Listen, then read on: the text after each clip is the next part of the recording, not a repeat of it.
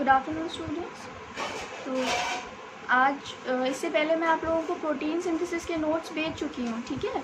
तो जब भी आप ये लेक्चर अटेंड करोगे तो पहले वो नोट्स आप लोग देख लेना, ठीक। तो आज का जो टॉपिक है दैट इज़ प्रोटीन सिंथेसिस। तो सबको पता है प्रोटीन सिंथेसिस क्या होती है ना। Protein synthesis the synthesis of protein, ठीक है, कि प्रोटीन हमारी बॉडी में बनता कैसे है, ठीक। तो इसका बेसिकली प्रोसेस बाद में पढ़ेंगे हम, पहले हम ये पढ़ेंगे कि प्रोटीन हमारी बॉडी में बन क्यों रहा है ना, what is the need of protein to be synthesize in our body, ठीक है। तो protein has various kinds of functions जो मैं आप लोगों को नोट्स में भी प्रोवाइड करा चुकी हूँ। यहाँ पे भी ये दिख रहा है, as you can see the first function is metabolism, second is act as an enzyme. Metabolism कैसे प्रोटीन इंपॉर्टेंट होता है मेटाबॉलिज्म में, वो इस तरीके से कि जब भी आपकी बॉडी में कोई भी फूड आइटम या फिर आप कुछ भी खा रहे हो, ठीक है, तो उसको जब डाइजेस्ट होना है तो there are various kinds of enzymes which are responsible for the digestion of that particular food, ठीक है। तो उसके लिए कौन रिस्पॉन्सिबल होता है? प्रोटीन। अगर आपकी बॉडी में प्रोटीन नहीं है तो प्रॉपरली डाइजेशन नहीं होगा किसी भी फूड आइटम का, एंड अगर डाइजेशन नहीं है तो you will not get any nutrition, ठीक है। तो उसके लिए प्रोटीन बॉडी में इम्पॉर्टेंट होता है। तो एक तो ये फंक्शन हो गया। उसके बाद में दूसरा फंक्शन क्या है? कैरियर। ये सब आपके नोट्स में लिखा हुआ है, एक बारी उसको चेक कर लेना इसको, इस वीडियो को देखने से पहले, ओके। तो सेकेंड फंक्शन है कैरियर।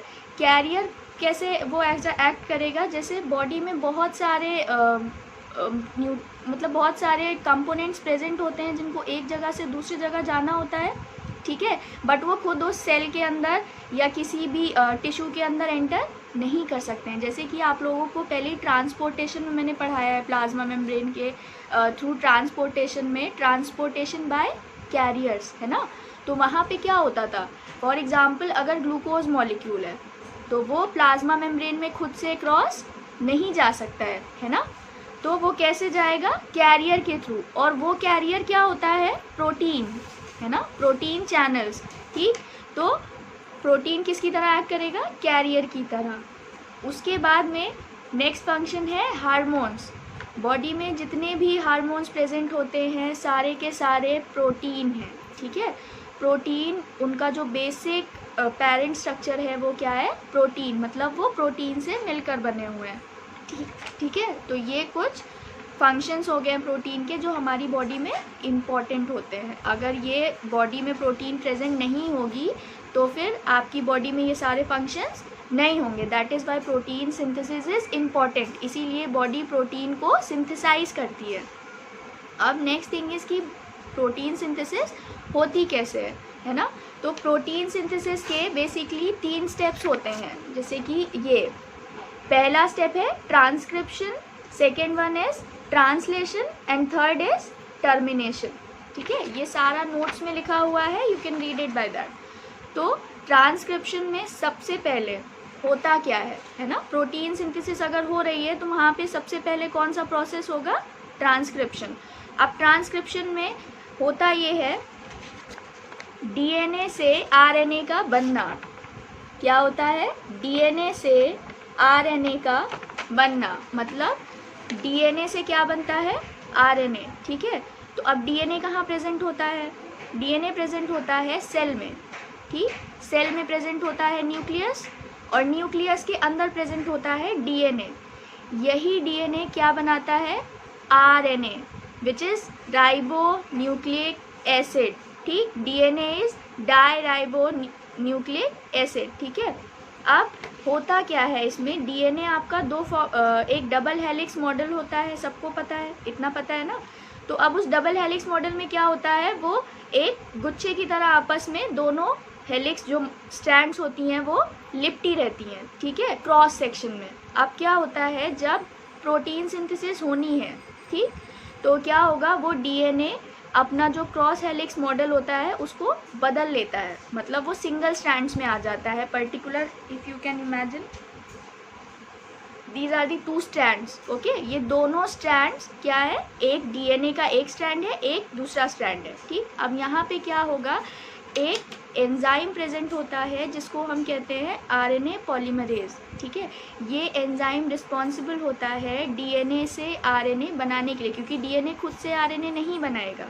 ठीक, उसको एक फंक्शन, उसको ब्रेन जो है उसको फंक्शन प्रोवाइड कराता है कि आपको ये परमिशन देता है कि डीएनए से आरएनए बनाना है। ठीक है, तो यहाँ पे क्या होगा, जो आरएनए पॉलीमरेज एंजाइम होता है वो इन दोनों स्ट्रैंड्स पे जो फॉस्फेट ग्रुप प्रेजेंट है, क्या प्रेजेंट है, फॉस्फेट ग्रुप्स, तो उन ग्रुप्स के कॉम्प्लीमेंट्री क्या करेगा, एक दूसरा स्ट्रैंड बनाएगा आरएनए पॉलीमरेज। ठीक है, और उस पर्टिकुलर सेक्शन को वो उस डीएनए के स्ट्रैंड से कट कर देगा। ठीक है, अब जब ये पर्टिकुलर सेक्शन आरएनए पॉलीमरेज की वजह से कट हो गया है तो वहाँ पर क्या होगा कि वो जो पर्टिकुलर सेक्शन कट हुआ है, ठीक है, उसको क्या कहेंगे हम लोग, आरएनए।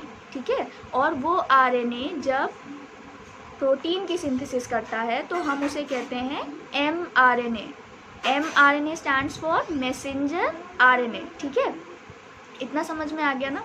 अब इसके बाद में नेक्स्ट प्रोसेस होता है ट्रांसलेशन, मतलब जो मैसेंजर आरएनए है जो प्रोटीन बनाएगा वो बन गया है। ठीक है, अब क्या होगा कि ट्रांसलेशन का प्रोसेस होगा, मतलब पर्टिकुलर कौन सी प्रोटीन बननी है। ठीक है, ये पता है प्रोटीन बननी है, लेकिन कौन सी प्रोटीन बननी है वो पता करने के लिए या उसको डिकोड करने के लिए जो प्रोसेस होता है उसको कहते हैं ट्रांसलेशन। ठीक है, इस प्रोसेस में क्या होता है कि सबको पता है सेल के अंदर राइबोसोम्स प्रेजेंट होते हैं। ठीक है, तो ये जो mRNA बना है ये क्या करेगा, सेल से, न्यूक्लियस से बाहर निकल आएगा। ठीक है, और राइबोसोम्स कहाँ प्रेजेंट होते हैं, एंडोप्लाज्मिक रेटिकुलम पे या फिर साइटोप्लाज्म में। ठीक, तो साइटोप्लाज्म या एंडोप्लाज्मिक रेटिकुलम पे जो राइबोसोम्स प्रेजेंट हैं वहाँ पर ये mRNA जाकर क्या करेगा, उन राइबोसोम्स पे बाइंड कर जाएगा। ठीक है, अब वो राइबोसोम्स क्या करेंगे, डिकोड करेंगे। डिकोड का मतलब है कि वो mRNA जिस प्रोटीन सिंथेसिस के लिए रिस्पॉन्सिबल है उस प्रोटीन को बनाने के लिए जो राइबोसोम्स है उसको क्या करेंगे, ट्रांसलेट करेंगे कि हाँ, पता करेंगे कि हमको कौन सी प्रोटीन बनानी है। अब जब उनको ये पता चल जाएगा कि which protein they have to synthesize, तो अब फॉर्मेशन होता है ट्रांसफ़र आरएनए का। जैसे mRNA बना है उसी तरीके से ट्रांसफ़र आरएनए बनेगा जिसको हम tRNA भी कहते हैं। ठीक है, ये tRNA क्या करेगा, ये tRNA अमाइनो एसिड्स को राइबोसोम्स तक लेकर आएगा। अब अमाइनो एसिड्स को ही क्यों लेकर आएगा, क्योंकि सबको पता है कि प्रोटीन की बेसिक यूनिट क्या होती है, अमाइनो एसिड्स। ठीक, तो अब अमाइनो एसिड्स ट्रांसफ़र tRNA के थ्रू कहाँ पे आएंगे, राइबोसोम्स पे। राइबोसोम्स पे आके अब क्या करेंगे, तो राइबोसोम्स पे दो साइट्स प्रेजेंट होती हैं, पहली होती है P साइट, दूसरी होती है E साइट। ठीक है, P साइट को हम लोग पेप्टाइडल साइट कहते हैं और E साइट को एग्जिट साइट। ठीक है, तो सबसे पहले जब tRNA अमाइनो एसिड्स को ले, और अमाइनो एसिड्स ऐसे ही नहीं कि जो भी अमाइनो एसिड मिलेगा वो उसको लेके आ जाएगा। ठीक है, पर्टिकुलर जो भी प्रोटीन सिंथेसाइज होनी है उसके अकॉर्डिंग अमाइनो एसिड आएगा। ठीक है, अब अमाइनो एसिड आने के बाद वो कहाँ पे बाइंड करेगा, P साइट पे। ठीक, P साइट है पेप्टाइडल साइट, उस पर जब अमाइनो एसिड बाइंड हो जाएगा तब वहाँ पे क्या होगा, फिर दोबारा कॉम्प्लीमेंट्री, मतलब उसके आगे का। अब एक ही बार में जो अमाइनो एसिड आ गया उससे प्रोटीन सिंथेसाइज नहीं होगी, because protein is a long chain of amino acid, है ना, तो वहाँ पे और अमाइनो एसिड्स आएंगे। तो अब क्या होगा कि tRNA और अमाइनो एसिड्स जो रिस्पॉन्सिबल है उस प्रोटीन सिंथेसिस के लिए उनको वापस से लाएगा, धीरे धीरे करके एक चेन फॉर्मेशन हो जाएगी। ठीक, अब यहाँ पे जो E साइट है इसका मतलब होता है एग्जिट साइट। ठीक है, जब प्रोटीन फॉर्म हो जाएगी, है ना, अमाइनो एसिड की लॉन्ग चेन बन गई, जो प्रोटीन का बनने के लिए फंक्शन, जो प्रोटीन को बनने के लिए जो भी मैसेज आया था मैसेंजर आरएनए के थ्रू, वो प्रोटीन बन गई है। अब एग्जिट साइट पे ये पूरी की पूरी चेन क्या करेगी, बाइंड कर जाएगी, और जैसे ही ये चेन एग्जिट साइट पे बाइंड करेगी, जो तुम्हारी लॉन्ग चेन ऑफ प्रोटीन थी वो क्या करेगी, उस साइट से हट जाएगी और कहाँ जाएगी, ऑब्वियसली प्रोटीन बन गई है तो अब वो पहुंचेगी कहाँ पे, बॉडी में, जहाँ पे जो भी एज ए फंक्शन उसको एक्ट करना है वो उसको एक्ट करेगा। ठीक है, जैसे अभी प्रोटीन सिंथेसिस हम लोग देख रहे थे, तो ये उसका डायग्राम है, जिसको जब मैंने लेक्चर भेजा है जो भी नोट्स, तो उसमें ये डायग्राम दिया हुआ है, उससे आप लोग देख सकते हो। ठीक है, ये एक रफली डायग्राम है। जैसे मैंने बताया है कि सेल प्रेजेंट होती है, सेल में क्या प्रेजेंट है, डीएनए। ठीक है, डीएनए का सबसे पहले क्या होगा, ये देखो दिख रहा है यहाँ पे, ये न्यूक्लियस है। ठीक है, अब इसके अंदर प्रेजेंट है डीएनए। डीएनए यहाँ पे कैसे फॉर्म में है, हेलिक्स फॉर्म में, जिसको मैंने बोला था कि वो क्रॉस फॉर्म में होता है, 2 स्ट्रैंड्स प्रेजेंट होती हैं। अब यहाँ पे ये देख रहे हो, ये जो दूसरा पतला सा थिन लेयर दिख रहा है बीच में, वो आरएनए पॉलीमरेज है। ये क्या करेगा, दोनों डीएनए के बीच में जहाँ पे भी सेगमेंट पे इसको बाइंड करना है, वहाँ जाके ये बाइंड कर जाएगा। ठीक है, अब यहाँ से जो बाइंड करने के बाद एक नेक्स्ट उसको कॉम्प्लीमेंट्री डीएनए बनेगा, उसको वो क्या कहते हैं हम लोग, mRNA। ठीक है, अब ये mRNA कहाँ जा रहा है, सेल से न्यूक्लियस से बाहर, न्यूक्लियस के बाहर राइबोसोम्स प्रेजेंट है, राइबोसोम्स पे जाके ट्रांसलेशन का प्रोसेस होगा। ट्रांसलेशन होने के बाद प्रोटीन की एक लॉन्ग चेन बन जाएगी। ठीक है, लॉन्ग चेन बनने के बाद क्या होगा कि जो भी प्रोटीन जहाँ पे भी उसका यूज़ था, वहाँ पे जाके अपना फंक्शन वो प्रोवाइड करेगी। ठीक है, फंक्शन एज कैरियर, हार्मोन और एंजाइम्स।